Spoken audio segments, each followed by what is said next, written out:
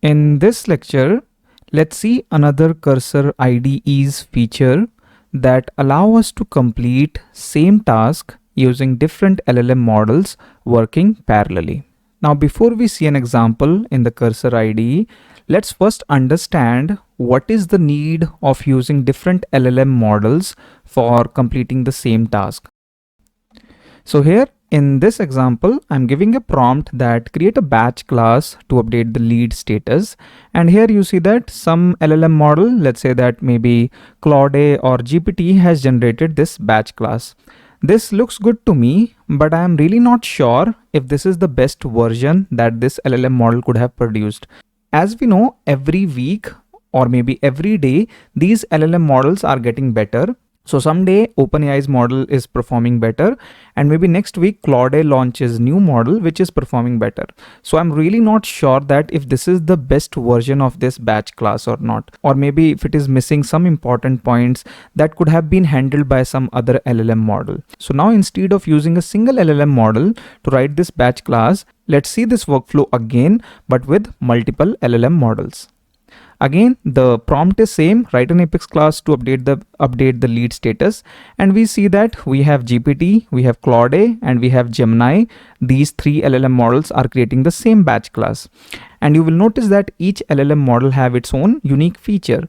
GPT is writing the batch class and it is updating the status to bogus, and you see that it is using the public class.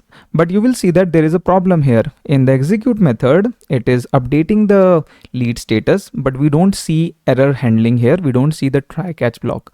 Now if we come to the Claude LLM model, then we see that it is using the try catch block and it's also using global class. Whereas if we see Gemini, then it is using stateful. So each LLM model has implemented this feature differently. So in this case, after reviewing all these three implementation, maybe I feel like Claude solution is the best one. Again, all three had different solutions. Maybe Claude is giving me the best boilerplate code. I can take this one because it has the error handling, and maybe I can make some changes. If you see that it is using update scope, but GPT was using database.update. So maybe I can use that code and update that here. So by looking at three different output, I can decide the best version that I should start with. So this is the benefit of running the same task against different LLM model to decide the best version of it. And now let's just see this in the Cursor editor. So if you come to the Cursor editor, then how do we enable this multi-model is? So if you come here we can choose these LLM model, right? I can use Composer, Opus, Sonnet, and all these LLM model.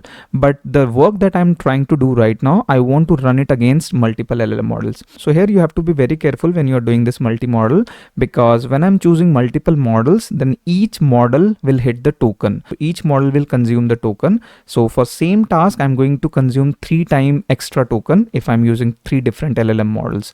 So you have to be very careful. Don't do this all the time. Only when you think that for this particular task, I need different LLM models to generate different output, and I want to see that and choose the best one, then only go for that. But then you will ask that where is that option? So that option you will not see it unless your project is a Git project. So right now this project is not a Git project, and that's why that option is not coming. And the reason for that is, we will see that also, that how it works in the backend. It actually uses Git work tree. So it actually creates multiple version of this main branch, and each model will work on the individual work tree. Now for Git work tree to work, your project should be a Git project, and since this is not a Git project, so we don't see that option. So the first thing that I'm going to do is, let me just make it a Git project. So let's just say Git knit. So now this becomes a Git project. You see that it's having master. So let me just reload now.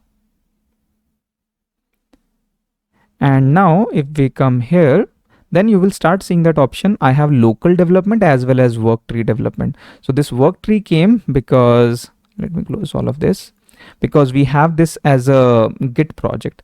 Now if you come here, you will see that you start seeing this option called use multiple model, and I'll click on this one.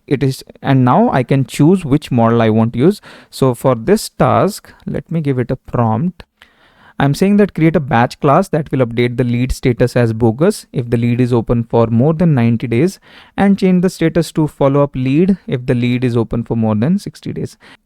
And for that, I actually want to use multiple model. Composer is the LLM model from Cursor itself. So I want to see that it's been promoted as a fastest LLM model by Cursor. So I want to see that how fast it is. Then Opus is the flagship model from Claude. I want to use that as well. From GPT Codex Max, I want to use this one. Maybe, you know, I want to use one more, but 3 is fine. Other than that, you see this 1x. What does it means is that for Opus, I may want Opus to write the code 2 times. So instead of 1x, I can choose 2x. Now, what does it mean is that I will ask Opus to generate the code 2 times. So I want to compare different LLM models output, but within the same LLM model also I want to see that what it is doing for the same prompt. So every time LLM model generate different output, right? So maybe I want to see that what happens if I'm giving 2x. So what it will do is it will generate output 2 times and you can choose between that. So all of that is here. I would strongly recommend not to do all of this because right now you see that it is already 3x, which means that to complete this task, I'm going to consume 3x token as compared to if I were using only single model. But if you want to try that, you can do that. You can use 1x, 2x, 3x, or even 4x. So that means that this particular model is going to generate the response 4 times and you can choose between that, which is the best response. But for this example, I think we can use different model instead of that. And so I have 3 different model. And now let me give it here and we will see that all of these 3 models are now started working. So I have Opus 4.5 here, Composer here, GPT 5.1 Codex Max here. So all the 3 model has started working. If you see here, Composer is also working. GPT 5.1 is thinking right now. And Opus 4.5 is also thinking right now. And you see that Composer is actually started working. It's already written 101 line of code, which is good. But Opus is actually reading the rules, which is good. So, you know, maybe it will give me, it will generate the batch with the, you know, best practices. But Composer, okay, it's already done. So let's just see that. So this is the batch class that is created by Composer. Okay. And this is the query that it is writing. Okay, it has written that. And this is the code that it has generated. We also see that Opus has also completed generating the code. So let's just see that as well. So this is the batch class that it has created. And the first thing that you notice is it is actually using the final variable, which is good. In Composer, we saw that it was right away hard coding that in the query. So this is good. It is using the final variables. And yeah, this is the code that it has written. And you will notice that it has also written the test class here. Yeah, it has also written the test class for you. In case of Composer, I think it did not write the test class. And then if we go to the Codex Max, then okay, even this has written the class as well as test class. So you see that all these 3 LLM models are understanding the requirement differently. Composer only created the class, which is also fine. You only wanted to generate the batch class, but these 2 other LLM model also generated batch with test class as well.